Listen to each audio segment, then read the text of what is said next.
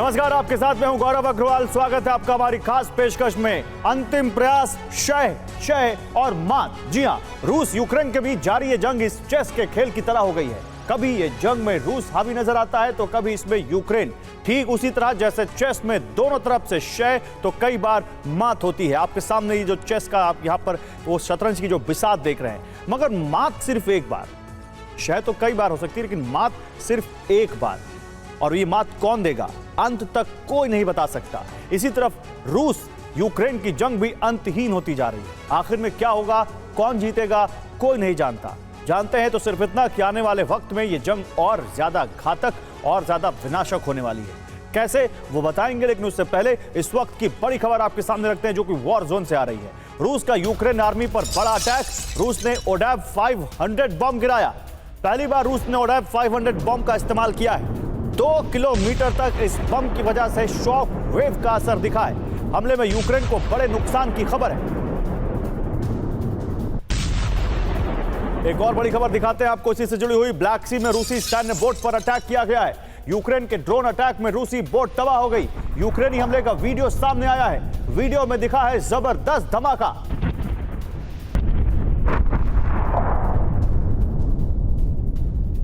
एक और बड़ी खबर आपको दिखाते हैं। डोनेस्क में यूक्रेन आर्मी का भीषण प्रहार देखिए।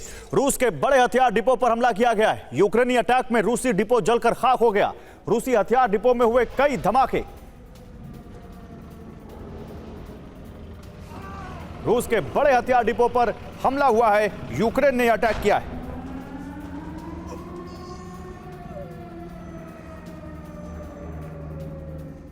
तो आप देखिए, आपको हम यहां पर 3 तस्वीरें 3 बड़ी खबरों के साथ दिखा रहे हैं। रूस ने ओडेव 500 बम को गिराया। पहली बार इस बम का इस्तेमाल वॉरजोन में किया गया है और इस बम की वजह से 2 किलोमीटर दूर तक शॉक वेव का असर देखने को मिला। दूसरी तरफ यूक्रेन के ड्रोन अटैक में एक रूसी बोट तबाह हो गई। आप देखिए कैसे उस रूसी बोट को यूक्रेन ने निशाना बनाया। यूक्रेन के हमले का वीडियो सामने आया है। तीसरी तरफ रूसी हथियार डिपो में कई धमाके हुए। यूक्रेन ने यहां भी ड्रोन से अटैक किया और कई धमाके किए। अब आपको अवदीवका से बड़ी खबर दिखाते हैं। अवदीवका में यूक्रेन का बड़ा रॉकेट अटैक सामने आया है। रूसी ठिकानों पर दागे गए ताबड़तोड़ rocket. Bastion 02 multiple rocket launcher से यहां पर हमला किया है यूक्रेन ने।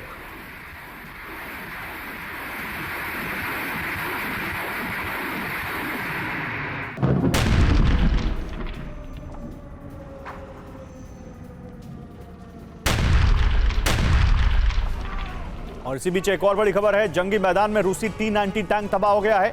जंगी मैदान से एक और बड़ी खबर, रूसी T-90 टैंक तबाह हो गया। यूक्रेन ने ड्रोन से रूसी टैंक पर बम गिराया है। गोला बारूद से लैस रूसी टैंक में दिखा जबरदस्त ब्लास्ट।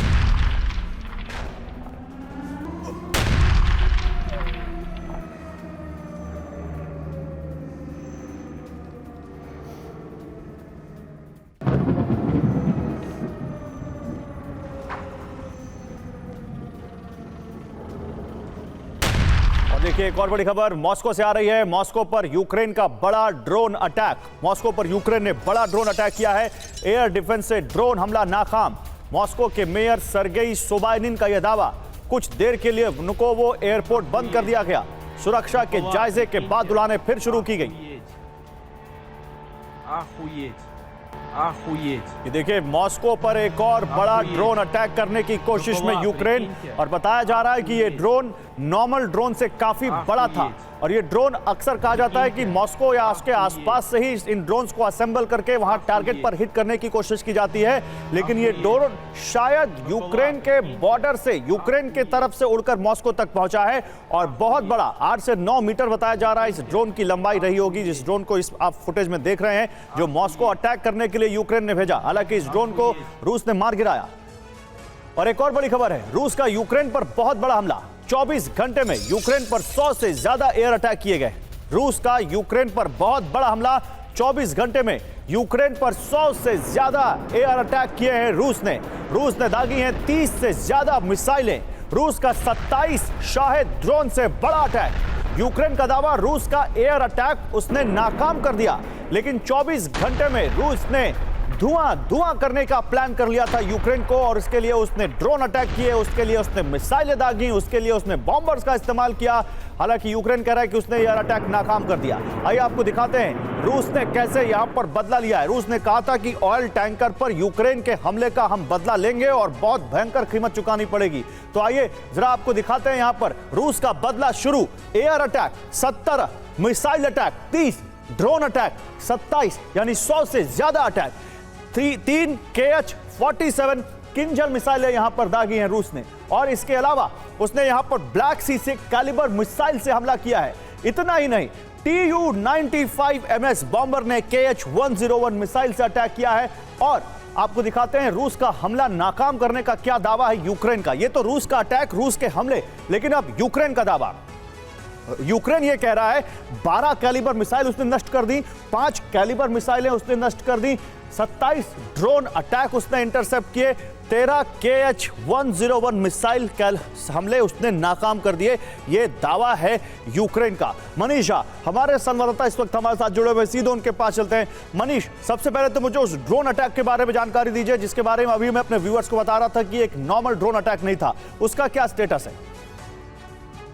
बिल्कुल गौरव, देखिए भारतीय समयानुसार करीब 1:30 बजे का वक्त था जब अचानक ही मॉस्को के एयर स्पेस में ये ड्रोन पहुंचा, और 8 से 10 मीटर लंबा इसका विंग्स था। और इस ड्रोन को हालांकि रूसी एयर डिफेंस सिस्टम ने मार गिराया एहतियात के तौर पर। इसलिए वहां पर वनुकोवो एयरपोर्ट को बंद किया गया था, क्योंकि जब आप एयर डिफेंस सिस्टम का इस्तेमाल करते हैं तो उस समय कोई आने जाने वाली फ्लाइट इसका निशाना बना सकती है।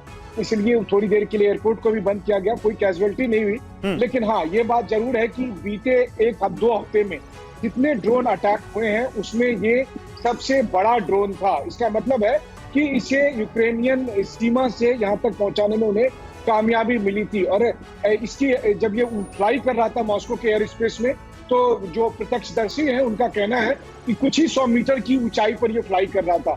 ये एक बड़ा रीजन होता है कि एयर डिफेंस को डिटेक्ट करना, लेकिन कई 100 किलोमीटर का सफर तय करके अगर वो ड्रोन मॉस्को के एयर स्पेस तक पहुंच जा रहा है तो ये अपने आप में बड़ी बात है। हालांकि मिलिट्री एक्सपर्ट्स इसे केवल एक थिएट्रिक्स बताते हैं, क्योंकि 24 घंटे में रूस ने जितना बड़ा हमला किया है, मुझे लगता है 1.5 साल में उन्होंने ऐसा हमला कभी नहीं किया था। बिल्कुल, मैं इस हमले के बारे में आपसे जानकारी लूंगा, लेकिन पहले मैं अपने दर्शकों को एक छोटी सी रिपोर्ट दिखाना चाहता हूं। बीते कुछ हफ्तों से मॉस्को यूक्रेन के निशाने पर है। इतना ही नहीं, यूक्रेन के हमलों से ब्लैक सी के नोवरोसिस्क से लेकर कर्च स्ट्रेट तक का इलाका भी दहल उठा है। बैक टू बैक हमलों से रूस बैकफुट पर नजर आ रहा है, लेकिन अब रूस ने यूक्रेन पर एक बार फिर ताबड़तोड़ प्रहार शुरू कर दिए। और सिर्फ इतना ही नहीं, राष्ट्रपति पुतिन ने 24 घंटे में 2 बार रूसी राष्ट्रीय सुरक्षा परिषद की आपात बैठक बुलाई है। इसी बैठक में यूक्रेन के विनाश की परमाणु नीति तय हो चुकी है। यूक्रेन के ये हमले पुतिन के सम्मान पर आघात है, और रूस ने यूक्रेन सहित उसके मित्र देशों के खिलाफ विनाशक तैयारी कर ली है। क्या है पुतिन की तैयारी, आपको बताएंगे, लेकिन उससे पहले देखिए यूक्रेन के हमलों का कितना विनाशक असर रणभूमि में नजर आ रहा है। काउंटर ऑफेंसिव में जमीन पर फेल हो चुका यूक्रेन अब स्ट्रैटेजिक हमले कर रहा है। उसके निशाने पर रूसी सैन्य मोर्चों से ज्यादा उसके वो ठिकाने हैं जो रूस के बहुत महत्वपूर्ण हैं।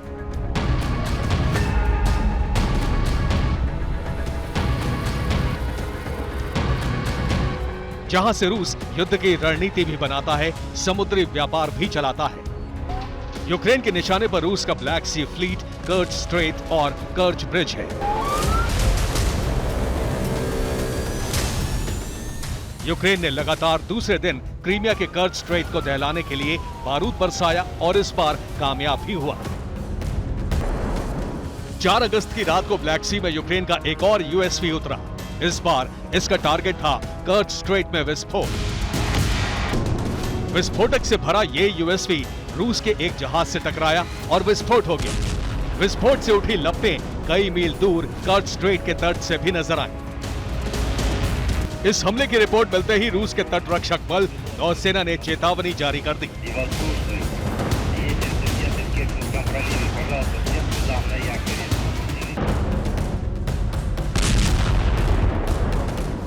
धमाके की खबर लगते ही कर्च स्ट्रेट में समुद्री यातायात बंद कर दिया गया।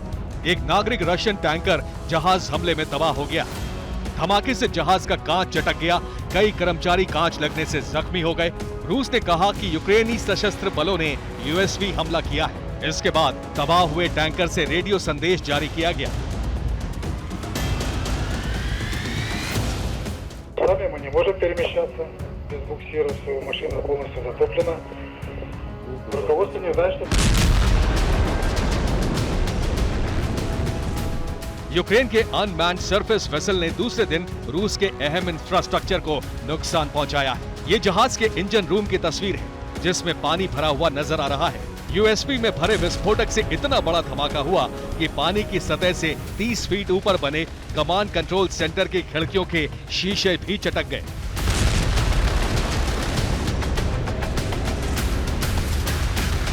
जहाज के अंदर धमाके से कितना नुकसान हुआ, ये तस्वीरें बता रही हैं। रूस की मरीन फोर्सेस ने तबाह शिप को टग बोट से खींचकर रेस्क्यू कर लिया है। यूक्रेन ने इस जहाज पर हमले के लिए एक बार फिर यूएसवी यानी अनमैन्ड सरफेस वेसल का इस्तेमाल किया। इसको 3 लोगों का क्रू दूर बने कमांड सेंटर से कंट्रोल करता है। इसको चलाने के लिए बैटरी पावर सिस्टम लगाया गया है। इस यूएसवी की लंबाई 2 मीटर होती है। इसमें 600 किलोग्राम विस्फोटक लगाया जा सकता है। पानी पर इसकी रफ्तार 8 नॉट यानी करीब 15 किलोमीटर प्रति घंटे होती है। ये टारगेट के नजदीक पहुंचकर फट जाता है। यूएसवी की कीमत 24 लाख रुपए से 1 करोड़ रुपए तक होती है, लेकिन ये मामूली सा यूएसवी रूस के करोड़ों के जहाज तबाह कर रहा है। 3 अगस्त को भी यूक्रेन ने रूस के दक्षिणी शहर नोवरोवस्की के पोर्ट पर इसी यूएसवी से हमले किए थे। 24 घंटे में यूक्रेन मामूली हथियारों से रूस पर 5 बड़े प्रहार कर चुका है।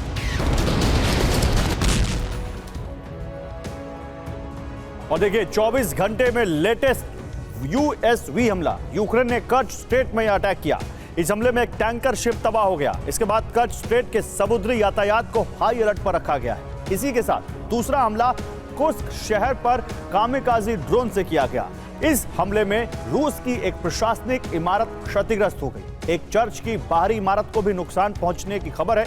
इससे पहले नोवरोसिस्क में यूक्रेन ने यूएसवी हमला किया। इसमें ब्लैक सी फ्लीट का एक जहाज तबाह हो गया। रूस के ओलेनगोर्स्की एम्फीबियस जहाज को काफी नुकसान पहुंचा है। यूक्रेन ने क्रीमिया पर 13 ड्रोन हमले किए। यूक्रेन का टारगेट क्रीमिया का फेदोसिया था। फेदोसिया में रूस का बड़ा ऑयल डिपो है, लेकिन रूस ने यूक्रेन के सभी 13 ड्रोन हमले नाकाम कर दिए। मॉस्को पर भी यूक्रेन ने 7 ड्रोन अटैक किए। रूस ने ये सभी हमले नाकाम कर दिए।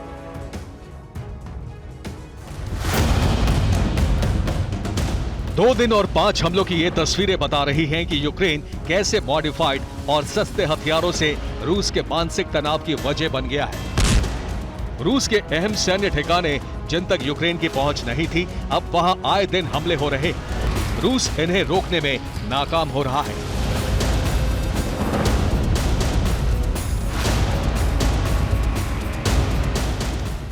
ब्लैक सी में यूक्रेन रूस का असॉल्ट वॉरशिप तबाह कर चुका है। इस जहाज को खींचकर नोवरोसिस्क डॉकयार्ड पर लाया गया है।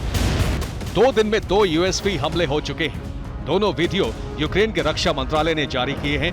मतलब साफ है कि यूक्रेन इस हमले की जिम्मेदारी ले रहा है। यूक्रेन के रक्षा मंत्रालय ने इशारों में यह स्वीकार भी कर लिया है। यूक्रेन के लगातार हमलों के बाद राष्ट्रपति पुतिन ने 24 घंटे में 2 बार रूस की राष्ट्रीय सुरक्षा परिषद की बैठक बुलाई। इस बैठक में सुरक्षा परिषद के सदस्यों को ही शामिल किया गया। संकेत साफ है कि रूस किसी बड़े हमले की तैयारी कर रहा है। अब से पहले जब भी यूक्रेन ने कर्च स्ट्रेट या कर्च ब्रिज पर हमला करने की कोशिश की, तो पुतिन ने यूक्रेन पर बारूदी बारिश कर दी। सुरक्षा परिषद की बैठक के बाद माना यह जा रहा है कि रूस का अपनी परमाणु शक्ति का प्रयोग कर सकता है।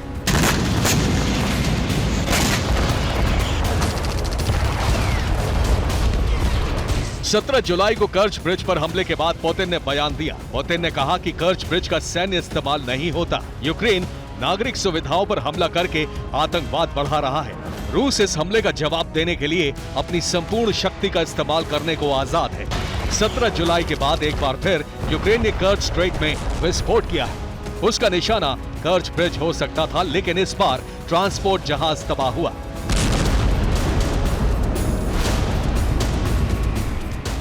पुतिन के सब्र की सीमा टूटी तो रूस सच में न्यूक्लियर हमला भी कर सकता है। Bureau report, TV9 Bharatvarsh. और देखिए एक बड़ी खबर आ रही है, क्रीमिया पर हमले का रूस ने बदला लिया है। यूक्रेन के एयरफोर्स बेस पर बड़ा अटैक किया है रूस ने। खमेलनित्स्की एयर बेस पर मिसाइल अटैक, नेवल शिप से कैलिबर मिसाइलें दागी हैं रूस ने। यूक्रेन के सुखोई 25M बॉम्बर पर रूस ने हमला किया है। और इस रूसी हमले में यूक्रेनी एयरबेस तबाह हो गया। रूसी हमले में यूक्रेनी एयरबेस तबाह, किंजल और कैलिबर मिसाइलों से यह अटैक हुआ। लगातार 40 मिनट तक बॉम्ब बरसाए गए। ब्रिटेन से मिली स्टॉर्म शैडो मिसाइलें भी इस अटैक में तबाह हो गई। ये देखिए ब्लैक सी से कैसे ये किंजल और कैलिबर मिसाइलें निकल रही हैं। इस एयरबेस पर KH-101 क्रूज मिसाइलें भी दागी गई। एक और बड़ी खबर इसी से जुड़ी हुई, यूक्रेन पर और बड़े हमले की आशंका है। रूस के 16 Tu-95MS एक्टिव हो गए हैं। मिसाइल कैरियर भी अलर्ट हैं। 7 मिसाइल कैरियर कैलिबर मिसाइल से हमले की आशंका जताई जा रही है। यूक्रेन में डिफेंस सिस्टम एक्टिव हो गया है। तो 3 बड़ी खबरें 3 तस्वीरों के साथ आपके सामने लेकर आ रहे हैं। देखिए यूक्रेन के सुखोई 25M बॉम्बर पर हमला, यूक्रेन के एयरबेस पर रूस ने हमला किया और बड़ा नुकसान पहुंचाया। लगातार 40 मिनट तक बम बरसाए रूस ने यूक्रेन के इस एयरबेस पर। यूक्रेन में डिफेंस सिस्टम एक्टिव कर दिए गए हैं क्योंकि अभी उनको आशंका है कि इससे बड़ा हमला कर सकता है रूस।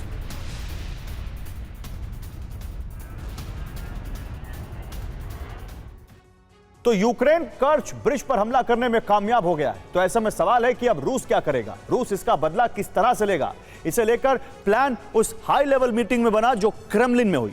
पुतिन ने एक साथ कई फैसले लिए। सबसे बड़ा फैसला रूस को एक और परमाणु संधि से बाहर करने का रहा, जिसके बाद यह तय हो गया कि अब पुतिन के एटमी हथियार विनाश का महा तूफान लाने जा रहे हैं। इसी के साथ शह मात के गेम में पुतिन एक कदम आगे बढ़ गए।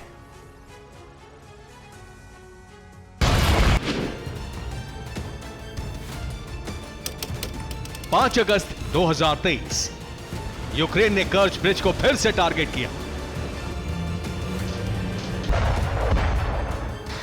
कर्च ब्रिज पर एक साल में 3 बार और 20 दिन में 2 बार हमला हुआ और इसी के साथ युद्ध के मैदान में महाविध्वंस का सायरन बजने लगा।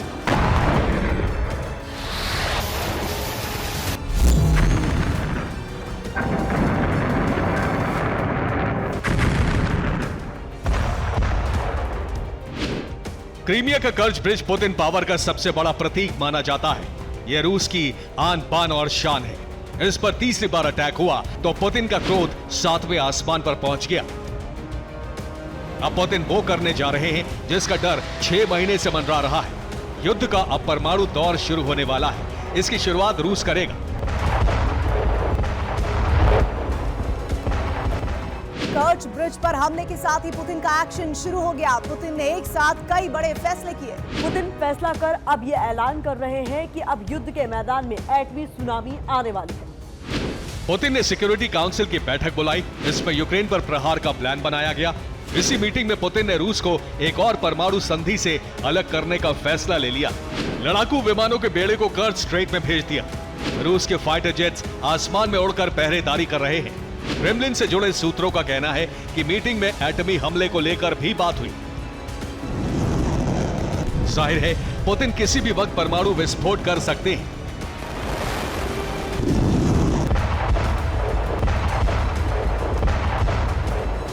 तमाम धमकियों के बावजूद यूक्रेन हिमाकत कर रहा है। यूक्रेन का दुस्साहस तभी खत्म होगा जब यूक्रेन खत्म होगा। यही वजह है कि अब पुतिन उसे एटमी आग में जलाकर खत्म करने वाले हैं।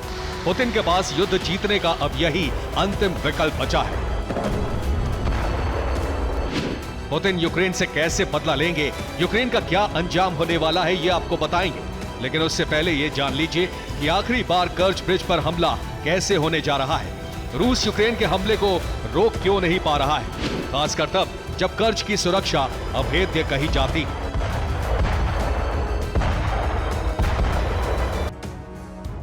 तो देखिए क्रीमिया का कर्च ब्रिज, जिस पर लगातार यूक्रेन हमले करता रहा है, पुतिन की पावर का सबसे बड़ा प्रतीक माना जाता है। ऐसा इसलिए क्योंकि इस पुल पर पुतिन ब्रिगेड का ऐसा पहरा होता है जिसे भेदना असंभव है। इस ब्रिज की सुरक्षा 1-2 लेयर की नहीं बल्कि पूरे 20 लेयर की होती है। आप इस एनिमेशन के जरिए कर्च ब्रिज के सिक्योरिटी सिस्टम को जानिए। इस पुल की सुरक्षा के लिए आसमान से पहरेदारी एक सैटेलाइट के जरिए होती है। पुल की पहरेदारी में हथियारों से लैस सुखोई 30 फाइटर जेट तैनात रहते हैं। एक डेडिकेटेड रडार स्टेशन पुल की सुरक्षा के लिए बना हुआ है। Dedicated S-400 air defence system से पुल की सुरक्षा की जाती है। इसके साथ ही सुरक्षा के लिए एंटी सबमरीन सर्विलांस सिस्टम भी तैनात है। एयर अटैक रोकने के लिए एंटी एयरक्राफ्ट मिसाइल लगाई गई हैं। ट्रक माउंटेड रॉकेट सिस्टम भी पुल की सुरक्षा में तैनात रहता है। सुरक्षा के लिए शोल्डर माउंटेड रॉकेट भी तैनात है। इतना ही नहीं, कर्च ब्रिज के आसपास सरफेस टू एयर मिसाइल भी 24 घंटे तैनात रहती है। वही पुल के करीब करीब हर इलाके में वॉच टावर भी बनाए गए। अब बारी आती है समंदर के रास्ते निगरानी की, तो इसके लिए बाकायदा एक युद्धपोत तैनात है। कर्च ब्रिज के निचले हिस्से में सोनार सिस्टम भी लगे हैं जो समंदर के भीतर पनडुब्बियों की मूवमेंट का पता लगाते हैं। सुरक्षा के लिए 24/7 पुल के नीचे गोताखोर मरीन कमांडोज की ड्यूटी होती है। सिर्फ यही नहीं, पुल के आसपास ट्रेंड डॉल्फिन्स की तैनाती की गई है। इसके अलावा कोस्टल मिसाइलों को भी तैनात किया गया है। इस सिक्योरिटी सिस्टम से आप ये समझ सकते हैं कि पुतिन के लिए इस पुल की क्या अहमियत है। ऐसे में अगर यूक्रेन बार बार इस सुरक्षा चक्र को भेदने और कर्च ब्रिज पर हमले में कामयाब हो रहा है, तो ये क्रीमिया ही नहीं बल्कि क्रेमलिन के लिए भी खतरे का संकेत है।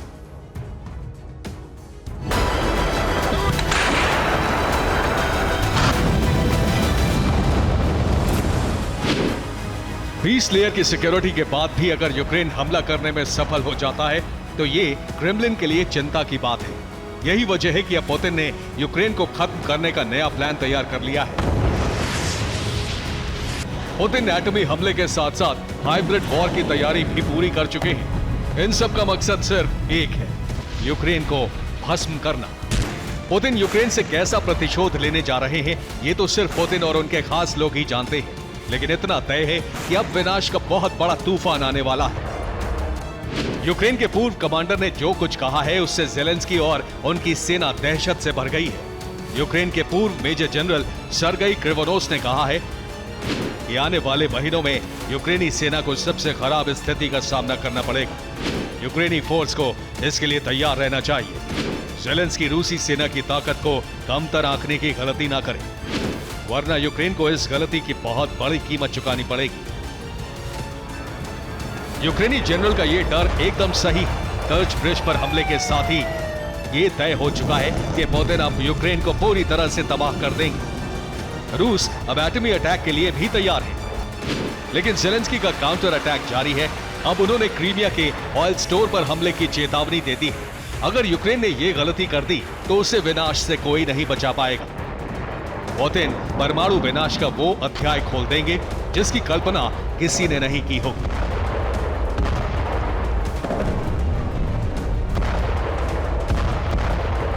Bureau report, TV9 Bharatvarsh.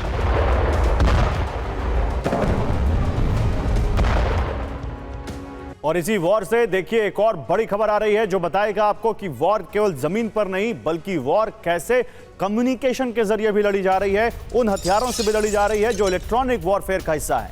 पश्चिम के हथियार जैम कर रहा रूस, इलेक्ट्रॉनिक वॉरफेयर से रूस का हमला, मोबाइल इलेक्ट्रॉनिक वॉरफेयर का इस्तेमाल, सैकड़ों इलेक्ट्रॉनिक वॉरफेयर यूनिट तैयार की गई हैं। अमेरिकी इंस्टीट्यूट के बड़े अधिकारी का दावा है।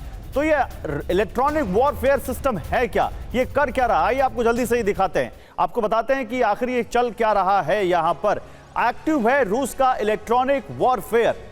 रूसी फोर्स ने मोबाइल इलेक्ट्रॉनिक वॉरफेयर यूनिट तैयार की है। छोटे इलेक्ट्रॉनिक वॉरफेयर से ड्रोन्स, मिसाइल जैम किए जा रहे हैं यूनिट से। अब आपके मन में सवाल जरूर होगा कि इलेक्ट्रॉनिक वॉरफेयर होता क्या है। तो देखिए, विद्युत चुंबक यानी इलेक्ट्रोमैग्नेटिक एनर्जी का इस्तेमाल इसमें किया जाता है। इलेक्ट्रोमैग्नेटिक एनर्जी को डाइवर्ट किया जा सकता है। हमला, सुरक्षा और सपोर्ट के लिए इसका इस्तेमाल होता है। दुश्मन के संचार प्रणाली को यह जाम कर देता है, यानी वो एक दूसरे से अपने इक्विपमेंट से संपर्क कर ही नहीं पाएंगे। रडार सिस्टम को धोखा दिया जा सकता है और फिर यह दुश्मन के लिए बहुत बड़ी मुसीबत का सबब बन जाता है। लेकिन यूक्रेन और रूस के बीच का संघर्ष और भीषण हो रहा है। ये इलेक्ट्रॉनिक वॉरफेयर, नई नई तरह की मिसाइलें, बॉम्ब, ये सब इस युद्ध में देखने को मिल रहे हैं। लेकिन ये संकट यूक्रेन पर नहीं बल्कि यूक्रेन की सप्लाई लाइन पर गहरा रहा है। बात नेटो मेंबर पोलैंड की हो रही है, वही पोलैंड जो सेकेंड वर्ल्ड वॉर का एपिसेंटर था और शह मात के इस गेम में भी अब सेंटर में आ गया है। हालात ऐसे बनते दिख रहे हैं जिसमें पोलैंड तीसरे विश्व युद्ध का भी केंद्र बन सकता है। तो क्या रूस ने पोलैंड पर हमले की तैयारी कर ली है? क्या पोलैंड को दहलाने का प्लान अमल में लाया जा रहा है या फिर क्रेमलिन ने कोई दूसरा रणनीतिक रास्ता अपनाया है? इस रिपोर्ट में देखिए। 1 सितंबर 1939 जर्मनी की बड़ी जीत। ये तारीख सिर्फ पोलैंड के एक हिस्से पर जर्मनी के कब्जे की नहीं थी, बल्कि ये तारीख सेकेंड वर्ल्ड वॉर की शुरुआत की है। हालांकि जर्मनी की इस जीत से दूसरे विश्व युद्ध की नींव पड़ चुकी है, तब किसी के लिए भी समझ पाना आसान नहीं था। लेकिन इस त्रासदी को समझने के लिए संकेत कुछ दिन बाद ही मिला। 17 सितंबर 1939 यूएसएसआर का आक्रमण। सोवियत सेना ने पोलैंड को निशाना बनाया, बम बारूद और धमाकों से पोलैंड को दहला दिया और सिर्फ एक दिन में यानी 18 सितंबर 1939 को ही वॉरसॉ का पतन हो गया। हालांकि पूरी तरह से कब्जा 6 अक्टूबर को हुआ था और देखते ही देखते इस संघर्ष पर विश्व युद्ध की मोहर लग गई। और अब यही पोलैंड तीसरे विश्व युद्ध का भी केंद्र बनने जा रहा है।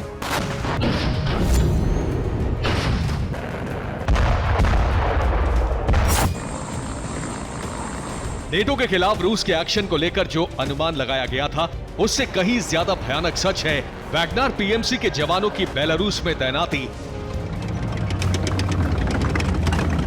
और सुवाल्की कॉरिडोर की तरफ उनके बढ़ते कदम का मकसद साफ होते ही नेटो की तैयारी का एक नया लेवल देखा जा रहा है और यह लेवल भविष्य में महाविनाशक जंग के सबसे बड़े संकेत हैं।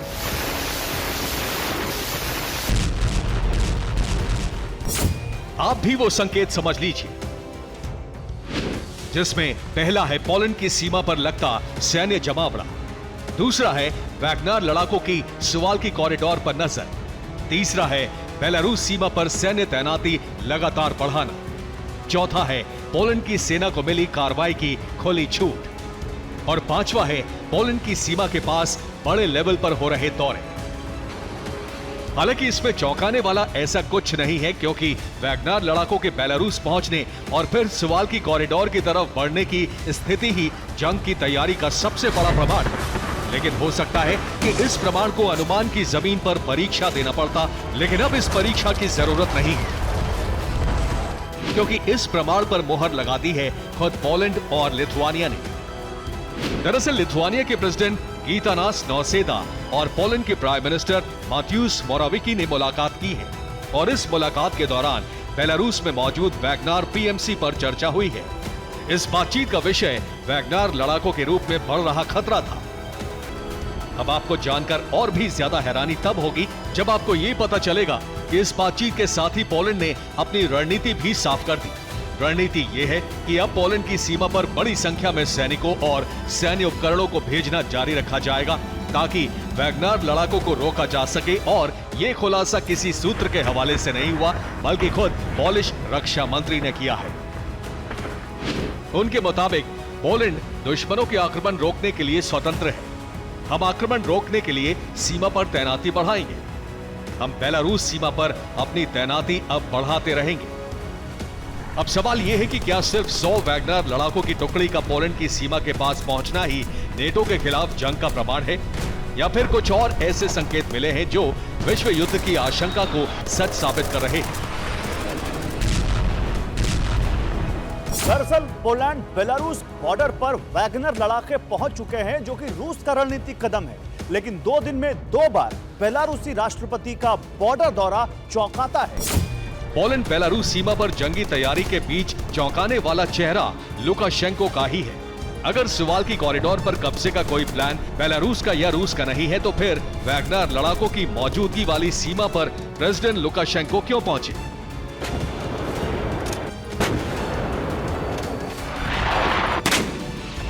और इस सवाल का जवाब पूरी दुनिया को दहला सकता है। दरअसल पोलैंड बॉर्डर पर रूस की स्कंदर मिसाइल तैनात कर दी गई है। स्कंदर मिसाइल एटमी हथियार ढोने में सक्षम अस्त्र है और इस तैनात मिसाइलों को ऑपरेशन वैगनार को सौंप दिया गया है और आधिकारिक रूप से मिसाइल ऑपरेशन सुपुर्दगी के लिए ही लुकाशेंको बॉर्डर पर पहुंचे थे। यही वजह है कि पोलैंड और लिथुआनिया में जंगी तैयारी का एक नया चरण शुरू हो गया है। यहां तक कि पोलैंड ने खुलेआम हथियारों के इस्तेमाल की छूट अपनी सेना को दे दी है। पोलिश जनरल मारेक सोकोलवस्की की माने तो सीमा पर आक्रामक गतिविधियों का जवाब पूरी ताकत से दिया जाएगा।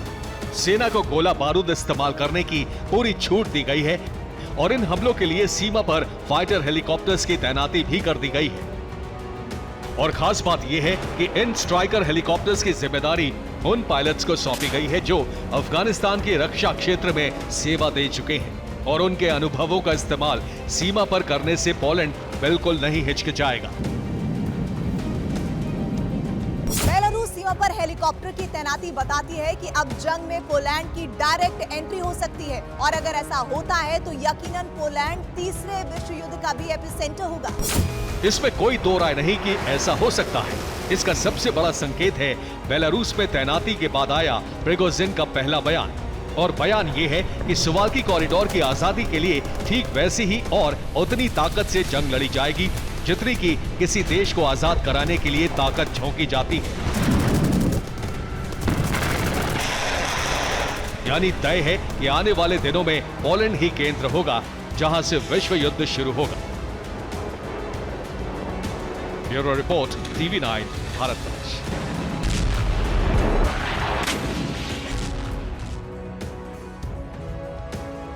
और देखिए एक और बड़ी खबर आ रही है। ज़ेलेंस्की की हत्या करवाना चाहता है अमेरिका। एक बहुत बड़ी खबर और चौंकाने वाली खबर। ज़ेलेंस्की को रास्ते से हटाने का प्लान बना रहा है अमेरिका। पूर्व CIA अधिकारी लैरी जॉनसन का हैरान करने वाला दावा। ज़ेलेंस्की की हत्या का आरोप रूस पर मरने का प्लान है। ज़ेलेंस्की के पास अब कुछ दिन ही बचे हैं, ये लैरी जॉनसन ने कहा है। आइए आपको इस बारे में और जानकारी देते हैं। क्या वाकई अमेरिका के टारगेट पर है ज़ेलेंस्की और अगर ऐसा है तो यह बहुत ज्यादा खतरनाक स्थिति है उनके लिए। अमेरिका ज़ेलेंस्की की हत्या का प्लान बना रहा है। ज़ेलेंस्की की हत्या का आरोप रूस पर मरने का प्लान है, यह दावा है लैरी जॉनसन का जो कि पूर्व CIA अधिकारी हैं। वो ये कह रहे हैं कि यूक्रेन में ज़ेलेंस्की की हत्या होने पर प्लान बी तैयार है। ज़ेलेंस्की की मौत होने पर एक स्पेशल टीम को तैयार किया गया है जो उनकी जिम्मेदारी संभालेगी। यूक्रेनी संसद के अध्यक्ष रुस्लान स्टेफनचुक ज़ेलेंस्की की जगह लेंगे, यानी यहां तक तैयारी हो गई है। इसी बीच देखिए एक बड़ी खबर और आ रही है। नीपर नदी के किनारे रूस ने एक बड़ी एयर स्ट्राइक की है। नीपर नदी के किनारे रूस की बड़ी एयर स्ट्राइक। यूक्रेनी फोर्स के ठिकाने पर बड़ा हमला। KH-38 मिसाइल से रूस ने यह अटैक किया है। मिसाइल हमले में यूक्रेनी ठिकाना तबाह हो गया।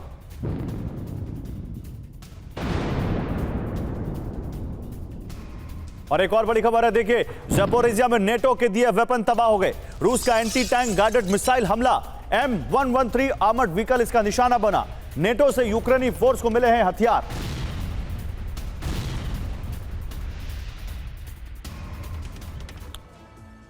तो जंग का सबसे भीषण दौर शुरू हो चुका है। युद्ध में हर रोज 1200 यूक्रेनी सैनिक मारे जा रहे हैं। सर्दी से पहले रूस और यूक्रेन में कब्जे वाली जंग शुरू हो गई है। इसके तहत करीब दर्जन भर वॉर फ्रंट पर महाविध्वंस हो रहा है। अगस्त में शुरू हुई यह युद्ध सितंबर तक और भी विनाशक हो जाएगा। ऐसा इसलिए क्योंकि पुतिन ने यूक्रेन में विनाश का यू शेप बनाना शुरू कर दिया है। आखिर क्या है ये यू शेप? 24 घंटे में कहां कितना विध्वंस हुआ, इसकी एक्सक्लूसिव रिपोर्ट देखिए सीधे युद्ध के मैदान से।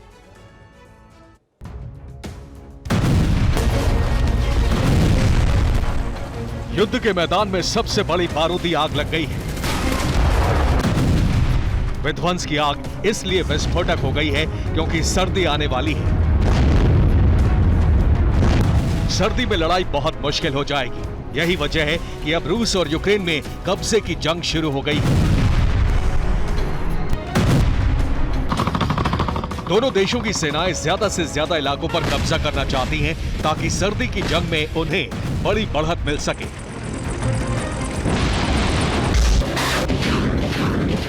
यूक्रेन में अगस्त और सितंबर का महीना जंग के लिहाज से काफी नाजुक है। सितंबर के बाद सर्दी शुरू हो जाएगी, बर्फबारी से युद्ध का मैदान जम जाएगा, रास्ते बंद हो जाएंगे, खराब मौसम की वजह से हथियारों और रसद की सप्लाई बाधित हो जाएगी। ऐसे में लड़ाई बहुत कठिन हो जाएगी। यही वजह है कि अगस्त और सितंबर में कब्जे वाली भीषण जंग होने जा रही है। 2 महीने में दोनों सेनाओं की कोशिश ज्यादा से ज्यादा इलाके और अहम रास्तों को अपने कब्जे में लेना है। इसीलिए सर्दी से पहले सबसे भीषण जंग शुरू हो गई है।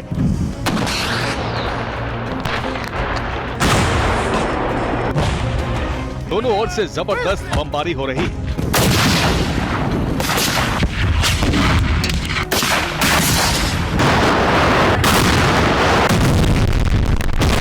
Donetsk, Luhansk, Bakhmut, Zaporizhzhia, Sumy, Odesa, Lviv, Ternopil, Khmelnytskyi में सबसे ज्यादा बारूद बरस रहा है। हालात ऐसे हैं कि मारे गए सैनिकों की लाशों में भी माइंस लगाए जा रहे हैं, जिससे तबाही बहुत ज्यादा हो रही है।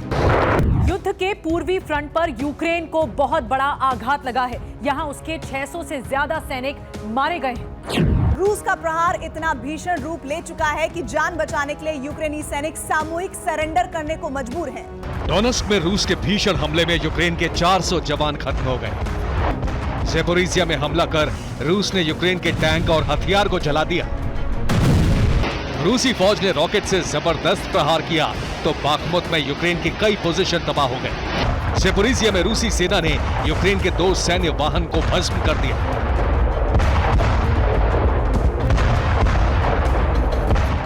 ज़ेपोरिज़िया में रूसी हमले में यूक्रेन के 175 जवान मारे गए।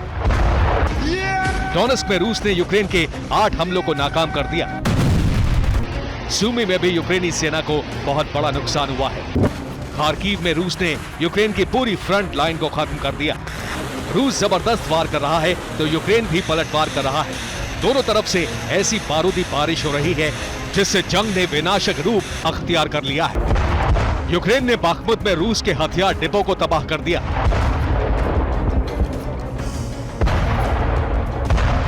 डोनेस्क में यूक्रेन ने रूस के बीएमपी फाइटिंग व्हीकल्स को खत्म कर दिया। ओडेसा में यूक्रेन ने रूसी पोजीशन पर रॉकेट से भीषण हमला किया। खेरसोन में यूक्रेन ने रूसी सेना की एक टुकड़ी को खत्म कर दिया। ज़ेपोरिज़िया में रूस के 4 टैंकों को जलाकर भस्म कर दिया गया। ज़ेलेंस्की सेना काउंटर अटैक की भरपूर कोशिश कर रही है, लेकिन रूस की बारूदी बारिश के सामने उसकी एक नहीं चल रही है। यूक्रेन को नेटो से मदद नहीं मिल रही है। यूक्रेनी सैनिकों के पास हथियार नहीं है, इसलिए या तो वो मर रहे हैं या सरेंडर कर रहे हैं। पुतिन ने पोलैंड और बाल्टिक देशों का मोर्चा गर्म कर दिया है और नेटो के पास पहले ही हथियार कम होने लगे थे। ऐसे में अब नेटो यूक्रेन को हथियार देने में कंजूसी कर रहा है। इसका फायदा उठाकर रूसी सेना यूक्रेनी सेना को तबाह कर रही है। एक रिपोर्ट के मुताबिक युद्ध में रूस यूक्रेन के 1200 से ज्यादा सैनिक मारे जा रहे हैं। दरअसल रूस की कोशिश यूक्रेन को यू शेप की एक स्ट्रिप बनाना है। यह स्ट्रिप सूमी से लेकर लवीव तक होगी। यही वजह है कि रूस सूमी, Kharkiv, Dnipro, Zaporizhzhia, Kherson, Odesa और लवीव में भीषण हमले कर रहा है।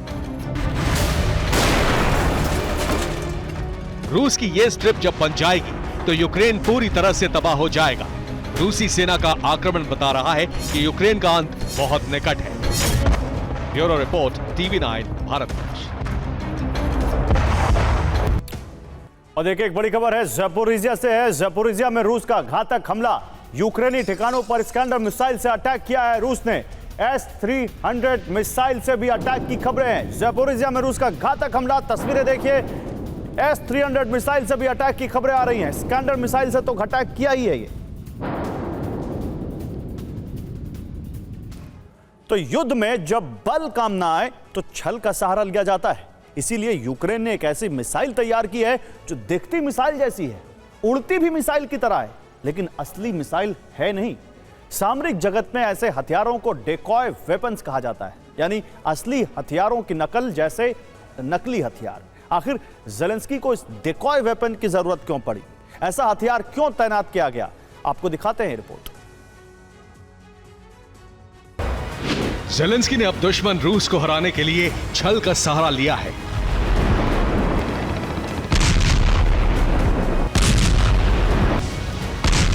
अब लाखों डॉलर के रॉकेट नहीं बल्कि एक ऐसी मिसाइल से हमले किए जाएंगे जो रूस के लिए घातक और यूक्रेन के लिए बहुत आसान, सस्ता और सुलभ हो। यूक्रेन एक डिकॉय वेपन यानी मिसाइल जैसी दिखने वाली एक मिसाइल का प्रोटोटाइप तैयार कर चुका है। इसका नाम है ट्रेम्बिटा। ये ट्रेम्बिटा मिसाइल का प्रोटोटाइप है। इस मिसाइल को बनाने के लिए किसी रॉकेट साइंस, इंजीनियरिंग या किसी बड़ी लैब की जरूरत नहीं होती। यूक्रेन कीव के नजदीक इस मिसाइल को बना रहा है और प्रोजेक्ट के हेड हैं अकिम क्लेमेनेव। अब देखिए ये मिसाइल काम कैसे करती है। एक पाइप दबकर लाल हो चुका है। ट्रेम्बिटा लोअर से हवा खींचकर जोरदार धमाका कर रही है। पाइप से आग निकल रही है और जोरदार आवाज हो रही है। यह है यूक्रेन का डिकॉय वेपन। मिसाइल जैसे दिखने वाले पाइप में एक इंजन लगा है। यह डीजल और पेट्रोल से चलता है। इसकी रेंज 140 किलोमीटर है। लगातार 30 मिनट तक उड़ सकती है। 25 किलोग्राम विस्फोटक ले जा सकती है। इस एक मिसाइल की कुल लागत है 24,85,000 रुपए। यह मिसाइल अब जंग में रूस का सिर दर्द बनने वाली है। यूक्रेन ने इस प्रोजेक्ट को नाम दिया है पीपल्स मिसाइल। अब सवाल ये कि आखिर यूक्रेन को जंग में इस मिसाइल की जरूरत क्यों पड़ी और इसे बनाने का मकसद क्या है। यूक्रेन सस्ती मिसाइलों से रूस पर हमले करेगा। हर हमले में यूक्रेन का खर्च होगा 24,85,000 रुपए। रूस को हमले रोकने के लिए एयर डिफेंस सिस्टम से मिसाइल फायर करनी होगी। रूस की एक मिसाइल की कीमत होगी 16 करोड़ 60 लाख रुपए। यूक्रेन की मिसाइलें रोकने के लिए रूस को अपनी असली मिसाइलें फायर करनी होगी। यह रूस के एयर डिफेंस सिस्टम की मिसाइलें खत्म करने की रणनीति है।